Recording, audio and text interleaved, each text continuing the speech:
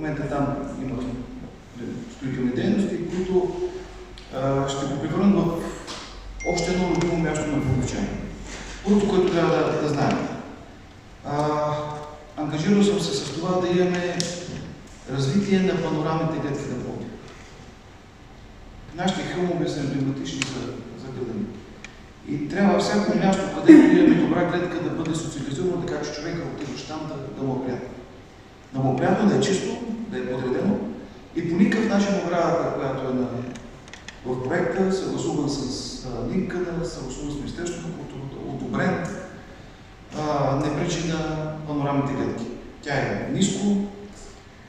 Това, което говорих и с хората. Оплакват се от графиките на Сахат ТБ. Вчера бях на Небен ТБ и там вече са започнали да драскат.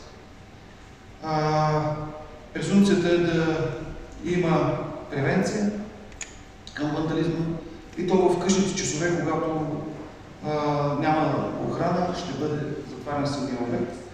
Това, разбира се, е съгласувано с Министерството на културата.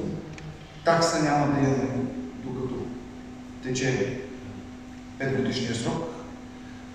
Говорих си с много хора на хълма и те са на това мнение, че наистина трябва да опазваме нашето културно-историческо наследство. Още повече, когато се инвестирали средства по програма и имаме ангажимент ние да опазваме вече изграденото.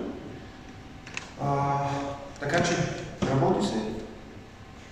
Повечето от хората, с които говорих по телефона, критикуваха оградата, но при въпрос дали са били на терен, те казаха, че не са били.